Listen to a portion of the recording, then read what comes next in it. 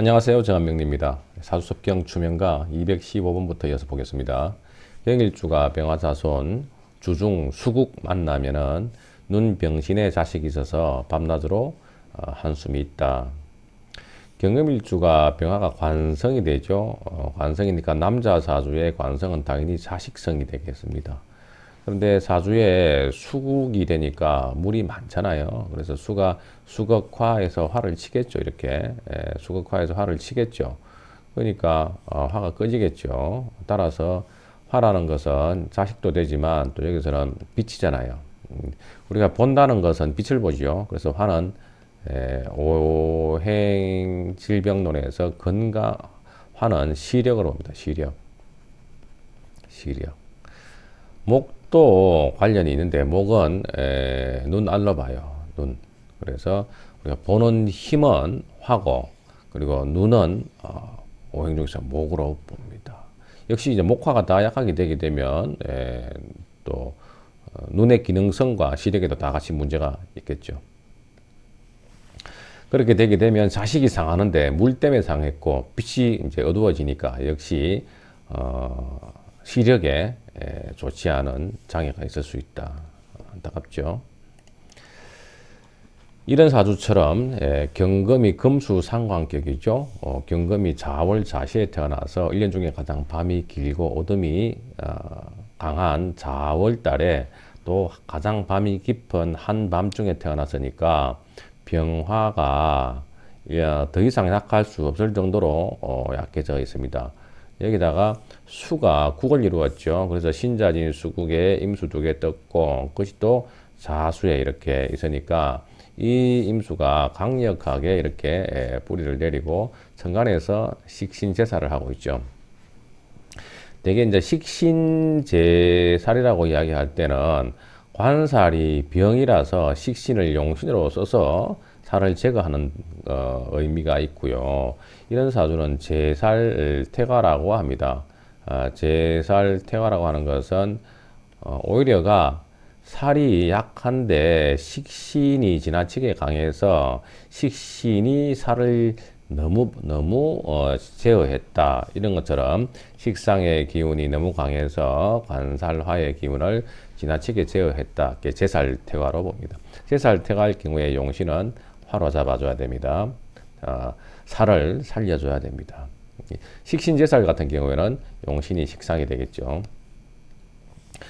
자, 그래서 특히 이제 이 금수상관격은 금수상관, 희견관, 금수상관, 희견화 해서 일단 공식적으로 조후적 측면에서 병화를 잡고 병화가 의지하고 있는 임목이 여기서는 희신이 되겠죠. 그래서 격국으로는 제살태각격의 병화용신, 조후적으로는 금수상관격의 병화용신으로 이제 보겠죠. 억부 공부하신 분들은 신약인데 왜 화를 잡습니까? 라고 하잖아요. 그러니까 부억적인 측면도 사주에서 당연히 이제 이때 용신이라고 부르는 것은 강약에 있어서의 억강부약을 이야기하는 건데 이때 용신은 권역을 이야기해요. 권역이라는 것은 서울에서 강과 약을 따져서 뭐 인성비급과 식생활의 중량을 재는 거겠죠.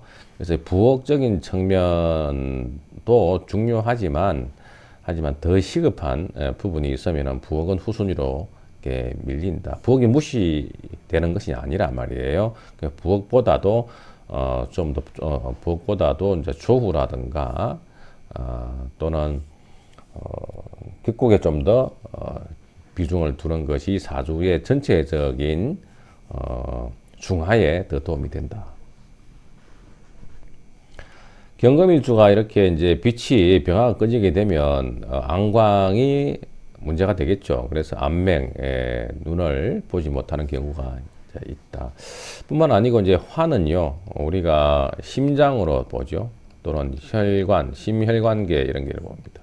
그래서 화가 지나치게 수에 그걸 이렇게 당하게 되게 되면 불이 깜빡깜빡 꺼질 수 있잖아요. 그렇기 때문에 심장에 문제가 있을 수 있고 또 화는 정신입니다. 물론 목도 신경계에 해당되기 때문에 목화가 문제가 되게 되면 정신적 문제를 겪을 수가 있고 또 화가 너무 이렇게 그걸 받아버리면요. 수는, 윤하의 성격이 있어서 아래로 처지고, 화는 염상의 성격이 있어서 위로 떠오르잖아요. 그렇기 때문에, 사람이 이제 우울증, 이런 거, 처지는 거죠. 그리고 뭐, 이제 의욕 저하, 이런 것들이 이제 올 수가 있습니다. 끝도 없이 가라앉는다. 뭐가 경금이, 뭐, 수다, 금침, 이런 거, 뭐, 또 있잖아요. 그래서 끝도 없이 의욕 상실을 겪는 경우가 많이 있다. 특히 갱년기 여성들이 이제 이런 사주들은 많이 이제 겪죠. 신월의 경금이다. 근록격인데 여기서 이제 정화가 관성이죠. 정화가 관성인데 해자의 수국을 가지고 있고 신자 반합을 가지고 있죠. 그래서 신자진 해자 축에서 이 사주에서도 뭐 앞에 사주 못지않게 수가 이렇게 강하죠. 그래서 반합과 그리고 해자의 국을 가지고 있으니까 역시나 여기에 이제 간목이 당연히 이렇게 정화를 살려주면 좋죠. 그래서 유신유화해서 소나무에 불을 붙여 가지고 당겨주면 좋은데 역시 간목도요. 섭갑 상정 을목이 젖으면은 섭을상정 이런 이야기를 많이 들어보셨죠. 그래서 섭한 을목이 정화를 오히려가 끈다. 섭을상정. 하지만 섭한 간목도 불이 잘 안 붙어요. 이렇게. 그래서 신자진 해자축에 가벌이 젖었는데 뭘 불이 붙겠어요. 잘 깜빡깜빡하겠죠. 눈이 안 좋다. 누가? 관성 자녀가. 216번은 임일주가 상관, 견관, 말 못하는 자손이 있고 화벌일생, 월시, 병술, 일자, 흉사, 어김, 네. 자, 임일주가 상관, 견관. 상관, 견관은 상관이 앞에 사주처럼 관을 친다는 이야기인데 식상이 강하면은 특히 이제 시주의 식상이 강해서 관을 치게 되면 자식에 문제가 생기죠. 근데 뭐 꼭 말을 못한다는 자식보다도 상관, 견관 자체가 자식에게 걱정과 애환이 있는 사주가 되겠어요. 그리고 가벌목의 병술시라는 것은 간목에 예를 들어서 병술시면은 일단 시가 백호대살이잖아요. 백호대살이고 또 이 백호대살이 발동을 한다든가 기타 이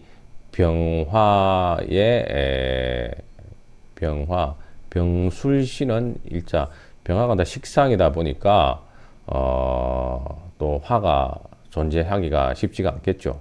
예시를 보면서 한번 설명해 보겠습니다. 묘월의 임수다. 역시 상관격이죠. 상관이 제대로 격을 짰네요. 그러면서 충분히 수에 또 지원을 받고 있으니까 상관이 아주 강합니다. 시의 관성을 바로 상관경관으로 치죠. 이때 기토가 또 힘이 있으면 괜찮은데 지지에 전혀 힘이 없죠. 뭐 축토에 뿌리 내리는 것 같지만 멀리 떨어져가 있고 또 축토는 미토하고 달리 견고한 토가 되지 못하죠. 그러면서 목극토를 받았으니까 축토는 없는 것만 못하다. 역시 기토가 무건의 강력한 상관의 격을 받으면서 자미원진, 자유기문에 걸렸으니까 자식이 기문, 정신상태가 옳지 못하고 역시 이것이 꼭 목이고 이게 꼭 토라서 라기보다는 산관, 경관 자체를 만난다 자체가 이제 문제가 있다는 뜻이고요. 그리고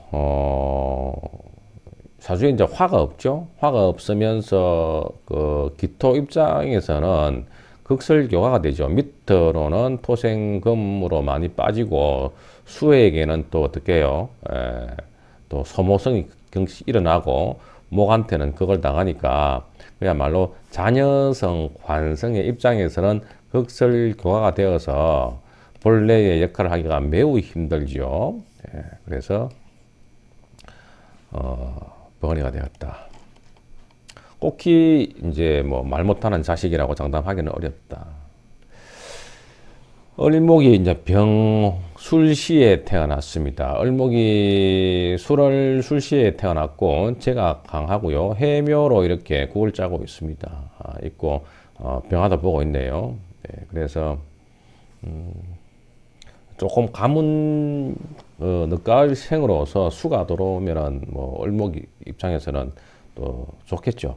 그런데 시에 이렇게 병술 백호가 있어서 비록 시에 이렇게 상관성이라서 상관은 이제 여명의 자식으로 보고 남자에게는 관성인 자식으로 보지만은 여기에서 시 자체에 백호 대살이 있으면서 일지 나에 앉아 있는 자리가 병화의 뭐다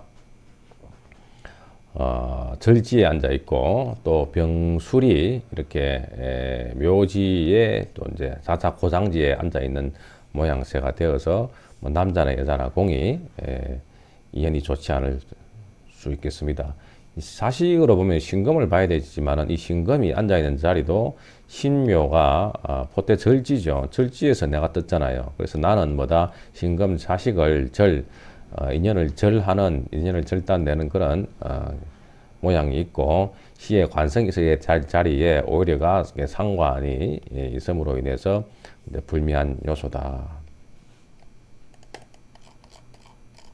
오늘은 216번까지 봤습니다. 고맙습니다.